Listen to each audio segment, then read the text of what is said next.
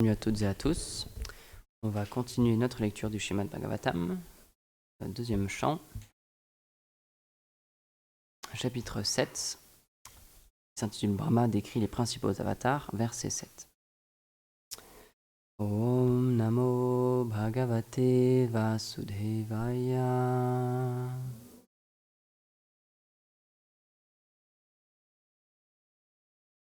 Om Namo Bhagavate Vasudevaya.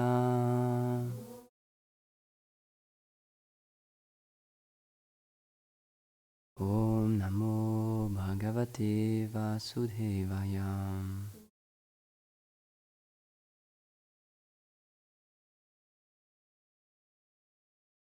Kamam dahanti kritino nanuro sadrishyam.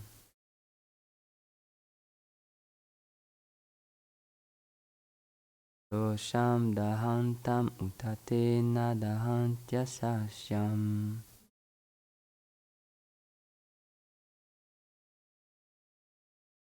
Toyam yad antaramalam pravishan bibeti.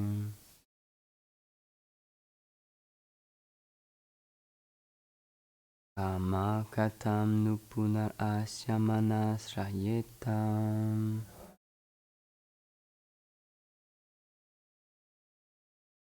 Traduction. Sans aucun doute, par un regard empli de colère, Shiva détruisit Cupidon, Kamadev.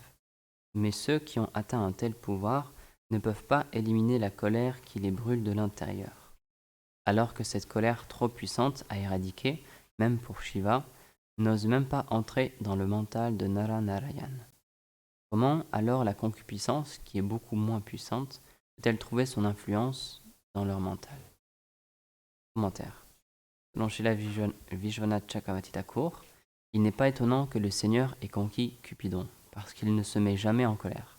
Même les grandes personnalités accomplies ne le peuvent.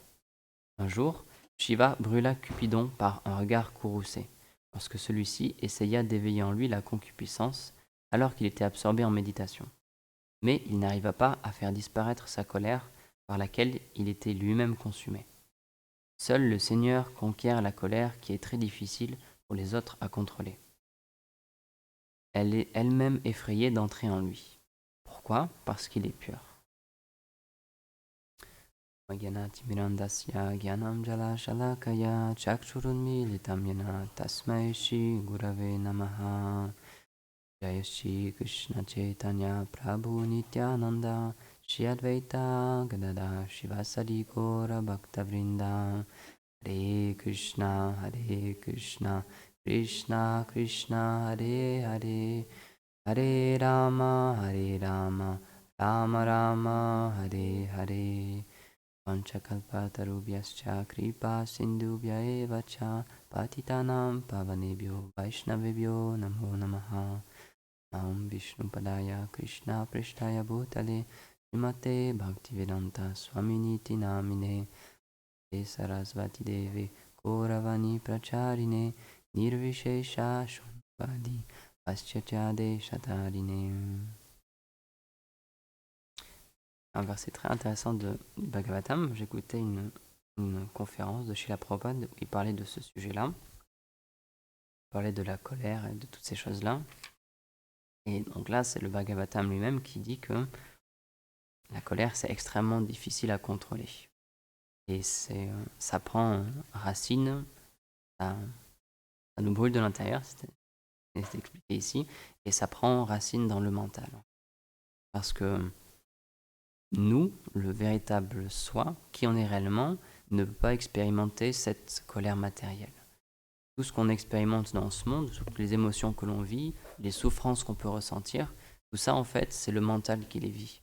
Parce que c'est expliqué que l'âme, elle est immatérielle, elle n'est pas faite de matière, elle est non née, elle est éternelle, elle est au-delà de ce monde, donc elle ne peut pas être touchée par ce monde, c'est impossible. Donc pour qu'elle puisse expérimenter quelque chose, elle est recouverte par un corps subtil, et de faux égos, de mental et d'intelligence. Du coup, c'est à travers ça qu'on interagit avec ce monde, c'est notre interface avec ce monde. C'est pour ça que toutes ces émotions-là, la colère, la concupiscence, etc., c'est le mental en fait qui est influencé et qui nous fait vivre et qui nous fait sentir en colère ou concupiscent, mais ça n'a rien à voir avec l'âme. Et c'est pour ça qu'un véritable yogi est situé au niveau de l'âme. Et c'est pour ça qu'il est au-delà de tout ça. Prabhupada, il donnait cette explication, il disait, c'est de là que vient le titre Goswami. Swami, ça veut dire maître, et Go, ça veut dire l'essence. Donc un Goswami, c'est un titre qu'on donne à quelqu'un qui est le maître de ses sens, qui a réussi à conquérir ses sens. Donc, c'est pas facile, c'est pour ça qu'on n'appelle pas tout le monde Goswami non plus. Mais c'est ça être un véritable maître. Parce que dans ce monde, on discutait de ça avec Dinanath et la mère de Rasamani, c'était très intéressant, personne n'a envie de servir. Il m'expliquait, parce que je lui montrais mes tatouages, et il y a marqué serve, donc en anglais ça veut dire servir. Et il me demandait si en français, le mot servir, quelle connotation ça avait, parce qu'il disait en russe, le mot pour servir, ça, dans le mental des gens, ça a une mauvaise connotation. C'est plus lié à être, pas l'esclavage, ouais l'esclavage on peut dire ça, le fait d'être sous quelqu'un et d'obéir à quelqu'un. Et il dit, on peut utiliser le mot aider, ça passe mieux, mais le mot servir en soi, c'est pas quelque chose de très utilisé. Et donc c'était très intéressant et on discutait de ça un peu et c'est vrai, quand on présente notre philosophie, bah, on est des serviteurs, etc. Ça donne pas forcément envie parce que ce monde nous a été donné pour qu'on puisse devenir, entre guillemets, ou essayer de devenir des maîtres et expérimenter cette position de Purusha, donc de maître. Mais c'est expliqué dans le Bhagavatam que le seul Purusha, le seul maître, la seule personne qui peut jouir des choses, c'est le Seigneur en fait, c'est le Créateur. Et donc nous on essaye, et Prabhupada il expliquait, c'est comme si un serviteur dans une grande maison, il est employé en tant que serviteur d'une personne qui a une grande fortune, s'il est dans cette maison, et qu'il comprend qu'il est un serviteur, alors tout va bien se passer pour lui. Il va être heureux, il va faire son service, ça va bien se passer. Mais s'il essaye d'être le maître, alors qu'il y a déjà un maître dans cette maison-là, ça va être très très difficile, ça va être vraiment compliqué. Et c'est notre position malheureusement dans ce monde, c'est que on essaie de devenir des maîtres et tout le monde dans notre entourage, dans notre société actuelle, on nous dit bah oui, tu es le maître de ta destinée, tu fais ce que tu veux dans ta vie, faut être gentil quand même, mais t'es libre de faire ce que tu veux, quoi. Sauf que ce monde, il est régi par des lois et on ne peut pas faire ce qu'on veut. Et c'est pour ça que c'est une folie de ne pas essayer de comprendre comment fonctionne cet univers, c'est quoi les lois de cet univers, parce qu'on va s'y heurter de toute façon. On prend souvent cet exemple, mais le feu, il brûle. Il a été créé comme ça par le Seigneur suprême, il a dit, le feu doit brûler. Et qu'on le veuille ou non, ça restera toujours une vérité.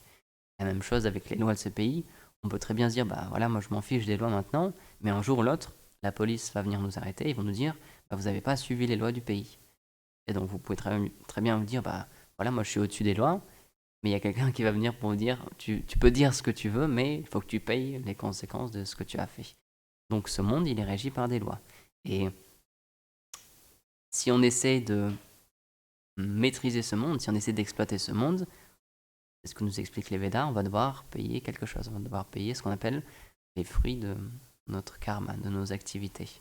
Et on expliquait qu'il y a 3 types d'activités, du coup il y a karma, akarma et vikarma. Donc vikarma, c'est les activités qui sont justement à l'encontre de ces lois universelles et du coup qui vont nous faire récolter des fruits négatifs. Parce qu'on est un voleur ou on est une mauvaise personne et on cause du mal autour de nous, donc en toute logique, on va devoir réparer et payer ce mal-là. Ensuite, il y a un autre type d'activité qui est karma. Donc ça, c'est le fait d'agir en vue d'obtenir un but. C'est agir en suivant les écritures, en suivant les règles de cet univers, en essayant d'obtenir quelque chose à l'inverse de positif. Obtenir une bonne situation matérielle, obtenir de l'argent, obtenir une bonne santé, une bonne famille. Ça, c'est possible et c'est expliqué dans les Védas aussi, une portion des Védas aussi. Et ensuite, il y a une troisième type d'action, ce qui nous intéresse en tant que personnes spirituelles qui essayons d'avoir une vie spirituelle, c'est akarma. Donc en sanskrit, a, le préfixe a, ça permet de montrer une négation. Par exemple, on a une association qui s'appelle Ahimsa non-violence. Et en sanskrit, himsa, ça veut dire violence, et ahimsa, ça veut dire non-violence. Donc akarma, c'est une activité qui ne crée aucun karma. Et ça, c'est possible lorsque on offre cette action au Seigneur. Lorsqu'on agit pas dans notre but à nous, pas pour nous satisfaire nous-mêmes. Parce que sinon, on va devoir récolter des fruits. Que ce soit des fruits positifs, comme un bon futur, des fruits négatifs, un futur un peu plus sombre, ça va créer des fruits quand même. Donc c'est pour ça que les spiritualistes, ils essaient de se détacher de cette chaîne justement des réactions. Parce que si on contracte une dette, on va devoir la payer. Et si on contracte aussi quelque chose de positif, on va devoir le recevoir. Donc ça nous fait rester dans ce monde quand même. C'est pour ça que on n'est pas intéressé par même karma, le karma quanta, même par les actions en vue d'obtenir une bonne situation matérielle, ça ne nous intéresse pas parce que si on commande une bonne situation matérielle, si on dit bah, je veux recevoir ça, bah, très bien, mais du coup dans une prochaine vie, on va devoir rester pour obtenir cette chose-là. Et en tant que Vaishnav, en général en tant que spiritualiste, on comprend que notre véritable maison, c'est pas ici. Notre véritable but, c'est pas dans ce monde. Parce que dans ce monde, tout est fini. Tout a un début et tout a une fin. Et c'est ça le paradoxe, c'est parce que même si on vit dans ce monde, l'âme, elle n'a rien à faire dans ce monde. Donc, comme on expliquait au début, on est recouvert par un mental et par un corps grossier pour pouvoir vivre dans ce monde. Et même vie après vie, c'est expliqué, les Védas nous disent que le principe de la réincarnation, lorsqu'on meurt, lorsque ce corps il subit un trop grand choc, ou lorsqu'il est trop âgé, lorsqu'il n'arrive plus à fonctionner, on dit qu'on meurt et on quitte ce corps-là, mais l'âme, elle est emportée avec le corps subtil dans un autre corps. Et justement, selon nos activités, selon ce qu'on a contracté, ben, on va obtenir une prochaine vie. Et donc le but des Vaishnavas, c'est de arrêter ce samsara, ce cycle sans fin des morts et des renaissances. Et donc, c'est ça que le Seigneur, il vient personnellement, où il envoie ses prophètes, il envoie aussi ses grands dévots, pour nous enseigner c'est quoi le véritable but de la vie, en fait. Et c'est pour ça que chez la Prabhupada, il explique, dans ce monde, de toute façon, on va souffrir, et dans ce monde, de toute façon, on va devoir faire des austérités. Donc, il expliquait aussi ce mot-là, tapa et tapasya. Tapa, ça veut dire, une des significations en sanskrit, c'est une situation difficile ou une souffrance, une situation qui nous fait souffrir. Et tapasya, c'est le fait de volontairement accepter une situation difficile, mais dans le but de progresser et d'obtenir quelque chose de supérieur. Et donc il expliquait, de toute façon, on va souffrir dans ce monde, on va rencontrer des situations difficiles. Et il donnait cet exemple aussi de Dhruva Maharaj. Donc on sait que c'était le fils d'un roi, et il avait été offensé par sa belle-mère, ça l'avait vraiment blessé, la manière dont elle lui avait parlé, et qu'elle lui avait dit qu'il ne pouvait pas s'asseoir sur les genoux de son père, sur le trône. Du coup, même s'il était très jeune, il s'était mis dans le mental, il s'est dit, je vais faire des austérités en vue d'obtenir quelque chose, et ce qu'il voulait obtenir, c'était un royaume plus grand que celui de son père et de son grand-père. Et donc il a fait du coup ces tapasya, ces austérités, et on sait qu'à la fin, il a pu avoir le darshan du Seigneur suprême, le Seigneur Vishnu qui est venu le voir pour lui demander qu'est-ce qu'il voulait. Et il a expliqué, lorsqu'il a vu le Seigneur, il a dit, maintenant je désire plus rien. J'ai obtenu tout ce que je voulais. C'est ça en fait la différence entre un spiritualiste et quelqu'un qui un matérialiste, quelqu'un qui est juste intéressé par la matière. Nous, on est intéressé par le spirituel, par le Seigneur suprême. Ce qu'on veut obtenir, notre plus grande richesse, c'est le Seigneur suprême. Et c'est pour ça que différentes voies spirituelles sont données pour qu'on puisse progresser à notre rythme. Encore une fois, c'est selon nos désirs. C'est pour ça que on donne cette définition aussi du Seigneur en tant que notre meilleur ami, celui qui nous accompagne toujours. Parce que dans les Védas, c'est expliqué que le Seigneur existe au-delà de ce monde. C'est vrai qu'il a un monde à lui, mais en même temps, il est à plusieurs endroits en même temps. C'est le Seigneur, il peut faire ce qu'il veut, il est omniprésent. Et il est présent en tant que Paramatma dans le cœur de chaque entité vivante. Donc même s'il a son monde à lui et qu'il y vit là éternellement, en même temps aussi, il est présent dans le cœur de toutes les entités vivantes. Et c'est avec cette forme-là, la forme de Paramatma, qui nous accompagne et qui nous donne justement les fruits de nos actions. C'est pour ça qu'on ne peut pas échapper au karma, c'est impossible. Même si, je donne souvent cet exemple, mais même si un voleur il vole quelque chose et que personne ne le voit, le Seigneur suprême l'a vu parce qu'il est dans son cœur. On n'est jamais seul en fait, il y a toujours le Seigneur qui est là. Et donc même si personne l'a vu, personne va le mettre en prison du coup parce que on l'a vu. Et ça arrive des fois, on compte plus le nombre d'assassinats ou de cambriolages où on ne sait pas qui a fait la chose. Donc ça, on range ça dans un dossier, on se dit voilà, on n'arrive pas à trouver qui c'est. Mais le Seigneur, lui, sait qui c'est. Et dans une prochaine vie, Cette personne-là, peut-être que là, elle est en train de profiter, elle a volé plein d'argent et puis du coup, elle profite de cet argent-là et personne l'embête, parce que personne ne sait que c'est lui qui a volé, mais dans une prochaine vie, il va devoir payer cette chose-là de toute façon. Bon, ça sert à rien d'essayer de se cacher. Le Seigneur, quand on comprend que Dieu existe, ça veut dire qu'il y a la justice parfaite qui existe. C'est deux choses qui sont parallèles, qui sont corrélées, qui existent tout le temps. Si Dieu existe, c'est obligé que la justice parfaite existe aussi. Donc, c'est parfois difficile à comprendre parce qu'encore une fois, certaines personnes, elles peuvent échapper à un jugement ou elles peuvent être acquittées, par exemple, dans des affaires graves et on se dit mais c'est injuste, comment c'est possible, etc. Mais il ne faut pas s'en faire parce que c'est juste une question de temps. Le Seigneur est là et il a vu ce que cette personne a fait et s'il doit payer quelque chose, il va le payer. C'est pour ça que nous, en tant que dévots, en tant que spiritualistes, on ne cherche pas à se venger des personnes. On ne cherche pas à faire nous-mêmes justice. Parce qu'on sait très bien que Dieu va s'en occuper. On n'est pas des maîtres, on n'est pas des juges, encore une fois. On est juste des petites âmes spirituelles. Et autour de nous, on a d'autres âmes spirituelles. On essaie tous d'être heureux de notre manière, comment on pense qu'on va être heureux. Mais le Seigneur, il voit toutes ces choses-là. Et donc, il faut être conscient qu'il prend soin de nous. Encore une fois, c'est le Seigneur de l'amour, parce qu'il a toutes les qualités à l'infini.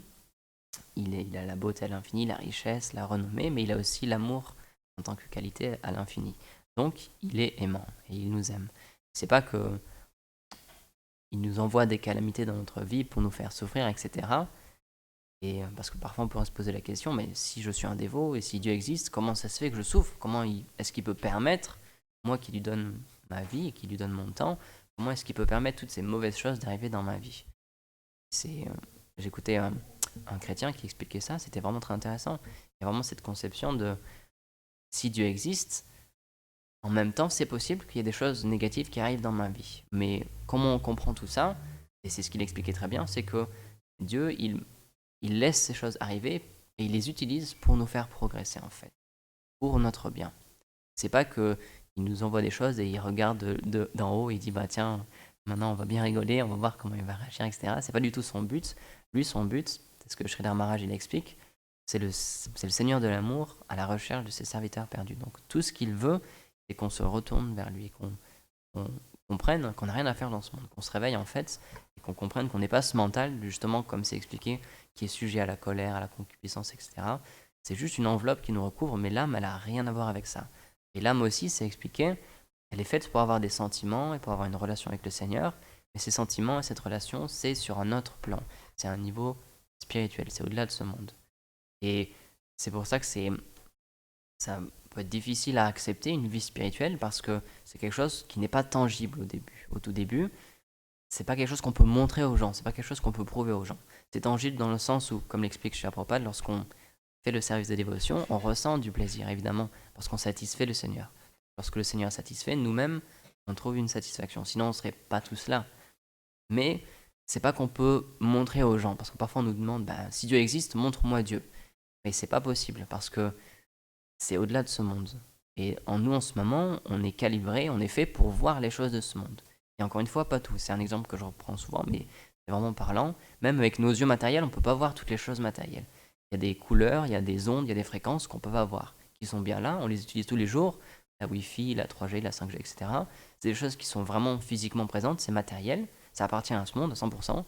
Mais même nous, avec nos yeux, on ne peut pas voir ça.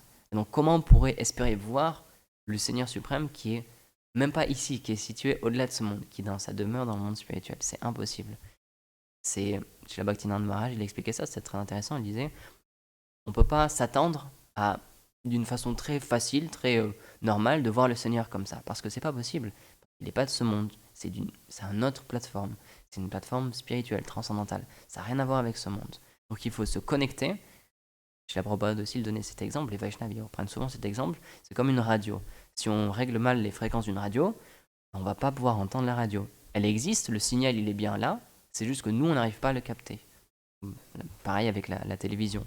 Donc il faut bien se mettre sur le bon signal pour pouvoir voir cette chose-là ou entendre le programme radio. C'est la même chose avec le service de dévotion. Dieu existe, il est bien là, mais si on ne peut pas le voir en ce moment, c'est parce qu'on est déconnecté. On n'arrive pas à trouver la bonne fréquence et dans notre vie, on n'arrive pas à le voir en fait. Mais il est bien là. Et encore une fois, c'est pour ça que c'est ça peut être difficile à expliquer à certaines personnes et elles n'accepteront pas de croire en Dieu parce qu'elles ne peuvent pas le voir avec leurs propres yeux. Mais c'est pas possible avec nos propres yeux, c'est impossible parce que c'est deux mondes qui sont diamétralement opposés. Mais tout en sachant ça, puisque Krishna il sait, puisque Dieu il sait qu'on ne peut pas le voir dans sa forme spirituelle, parce qu'on n'a pas encore, nous non plus, notre forme spirituelle, il vient sous une forme qui au début est matérielle.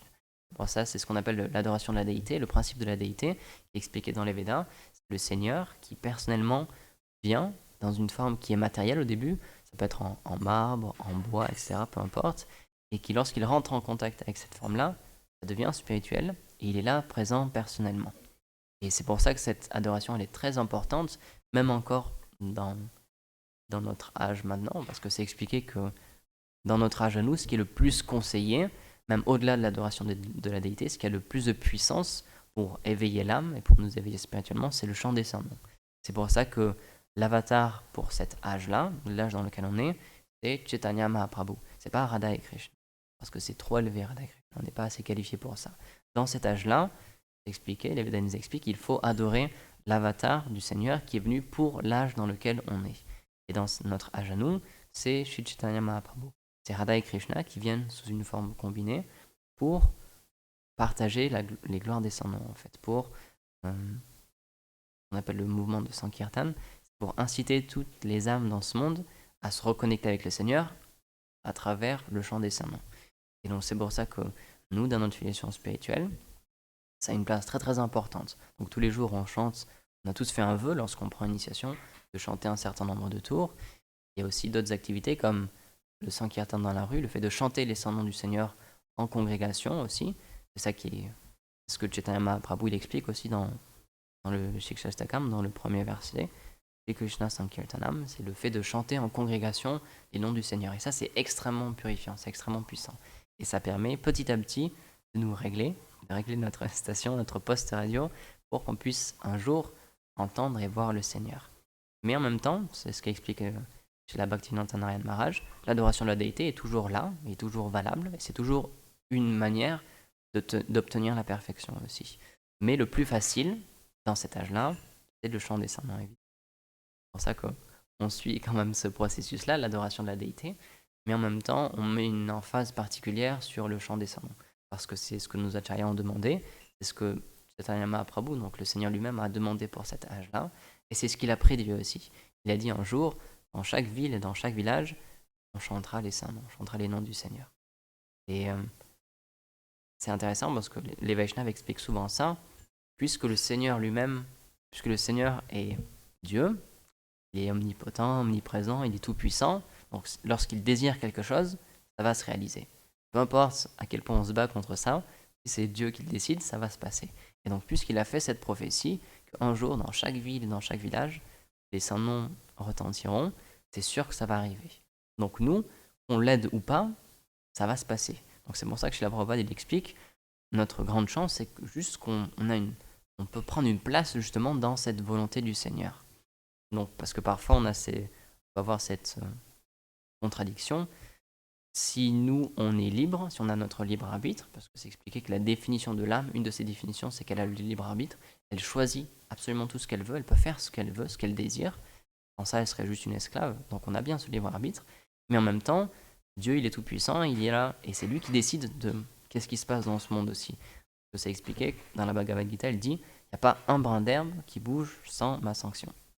Donc c'est même difficile à concilier ces deux choses-là. Si Dieu, il décide de tout, comment est-ce que nous, on peut avoir ce libre arbitre-là? Et donc c'est dans ce sens-là, Dieu, il décide, c'est vrai, mais nous, on a un choix d'accepter ou pas. On a un choix de l'aider ou pas. Par exemple, dans le mouvement de Sankirtan, il l'a dit, un jour, tout le monde chantera les saints noms. Et donc nous, on a le choix de dire, ok, ben, je vais aider dans cette chose-là, comme ça je vais devenir cher à ses dévots, je vais devenir cher au Seigneur, dire, bah d'accord, bah, il va le faire dans son coin, et moi je vais faire ma vie dans mon coin. Donc c'est pour ça qu'il nous laisse quand même toujours libre, on est toujours absolument 100% libre. Et ça c'est vraiment important, parce que ce qu'on déteste le plus dans ce monde, c'est être contrôlé. Donc Dieu, il a bien compris, il dit, d'accord, je vous laisse vraiment libre, vous faites vraiment ce que vous voulez. Mais en même temps, comme on le disait au début, il y a des lois universelles. Donc, ce serait stupide de penser que on peut agir dans ce monde sans aucune réaction. On peut faire tout ce qu'on veut, on peut faire tout le mal qu'on veut sans aucune réaction. Ça, ce serait de l'injustice. Donc c'est pour ça que Dieu est là, il a fait des lois quand même pour que ce monde il soit à peu près stable, quand même, à peu près calme. Parce que ce serait terrible si Dieu existait, qu'il nous regardait et qu'il nous voyait souffrir et qu'il ferait. Ça, ce serait vraiment, vraiment difficile. Et c'est sûr que là, personne n'aimerait un Dieu comme ça. C'est pour ça que souvent, des personnes qui ont vécu des choses difficiles dans leur vie, c'est difficile pour eux de croire en Dieu parce qu'ils disent, ben, moi j'ai vécu des choses très très dures, donc comment Dieu il a pu permettre ça?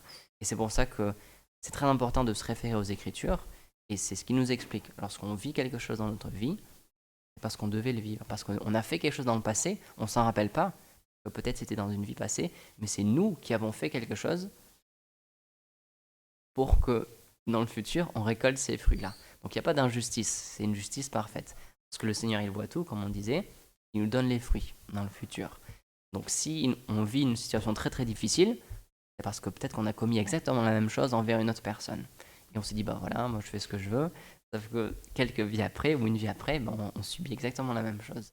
Donc c'est pour ça qu'il y a cette justice parfaite qui existe.